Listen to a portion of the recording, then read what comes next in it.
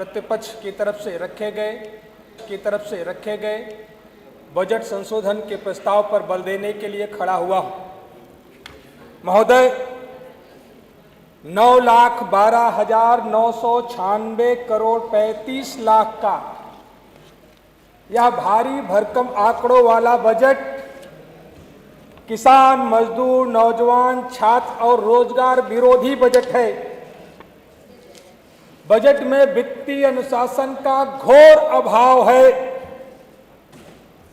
इस बजट में जो पूंजीगत प्राप्तियां हैं, पूंजीगत प्राप्तियों में 1,28,928 करोड़ ये पूंजीगत प्राप्तियां हैं, जो प्रदेश पर एक बोझ डालने वाली प्राप्तियां हैं।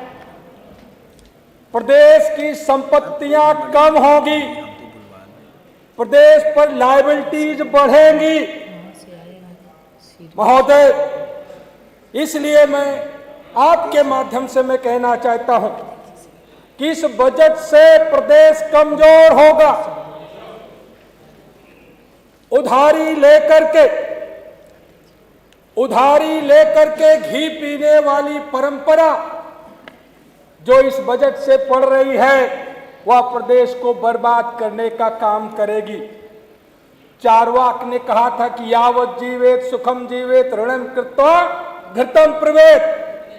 और आज भारतीय जनता पार्टी की ये सरकार ने जो 10वां बजट पेश किया है, ये ऋण लेकर के घी पीने वाला ही बजट है।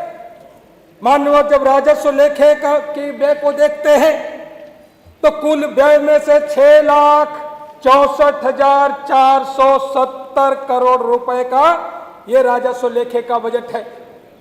जो आपके कर्मचारियों के पेंशन है, उनकी तनख्वाह है, देने के काम आएगा, उसके रखरखाव के काम आएगा।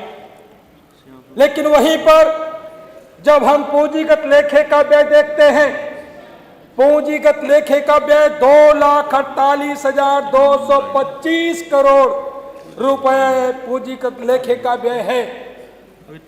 2,48,00,000 करोड़ का यह पूंजीगत लेखे का व्यय यह दर्शाता है कि उत्तर प्रदेश के विकास का सपना था, वो चकनाचूर हो जाएगा।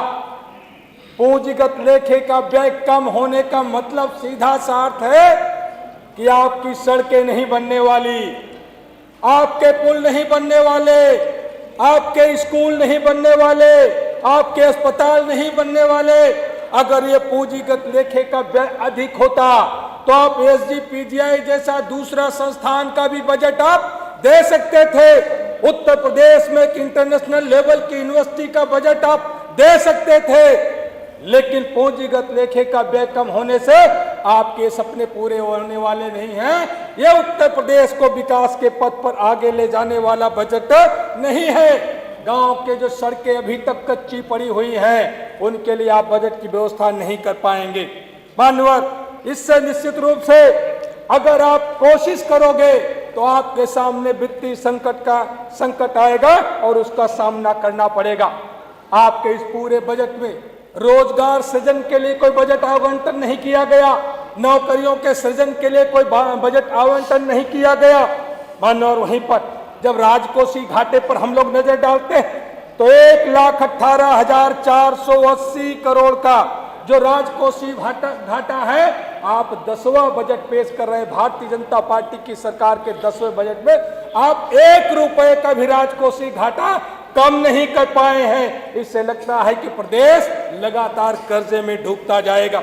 आज जब पूरे बजट का आकलन करते हैं तो पूरे बजट के आकलन में OBC, SC, ST और अल्पसंख्यक के कल्याण के लिए जो बजट दिया गया है, वो केवल 1% बजट का आवंटन हुआ।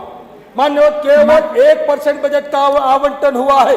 और वही माननीय विधायक जी, अपनी विधानसभा की समस्या भी रख लो। हम बजट पर चर्चा कर रहे हैं, हम विधानसभा की समस्या की चर्चा नहीं कर रहे हैं। अधिष्ठाता महोदय, हम विधानसभा में पेश किए गए बजट पर चर्चा कर रहे हैं। हम विधानसभा के क्षेत्र के सड़क और नाली की चर्चा नहीं कर रहे हैं, क्योंकि उसके लिए आपने बजट की व्यवस्था नहीं करी। तो मांगने से क्या फायदा, जब भीख मिले भी ना तो मांगने से क्या फायदा। हम भिखारी लोग नहीं हैं। आपने ओबीसी, एससी, एसटी और अल्पसंख्यक के कल्याण के लिए बजट का केवल 1% हिस्सा आपने बजट आवंटित करने का काम किया है, और वहीं पर आंध्र प्रदेश जैसा बजट अपने बजट का 38% पैसा इस पर खर्च करने का काम करता है। तो आप समझ सकते हैं कितना वित्तीय अनुशासनहीनता इस बजट में है। आपने नगर निगम, नगर पंचायत, नगर पालिका क्षेत्र पंचायत के लिए क्या किया है? आज वहां का पार्षद माननीय विधायक जी, समय हो गया 5 मिनट। 8 मिनट, 5 नहीं 8 मिनट नहीं 5 मिनट 5 ये मिनट मेरे साथ चीटिंग है। 8 मान- मिनट सबको दिया जा रहा, 8 मिनट दिया जा रहा। नहीं, 8 मिनट माननीय मंत्री जी बोल रहे हैं, मंत्रियों के लिए है। माननीय मंत्रियों के लिए है। कराते हैं, इन सदस्यों का चुनाव तो कराते हैं, लेकिन इनको कोई वित्तीय अधिकार नहीं दिया जाता, इनको कोई मानदेय नहीं दिया जाता है, इनके चुनाव का खर्चा किसी के काम नहीं आता।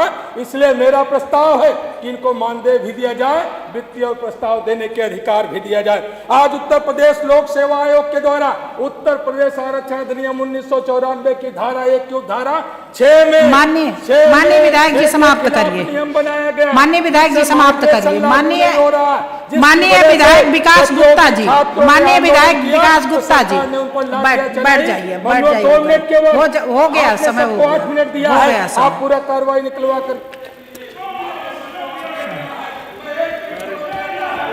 तो करे अरे भाई इनका माइक बंद करवाइए, यहाँ भी जबरदस्ती चलेगी क्या? माननीय विकास गुप्ता जी।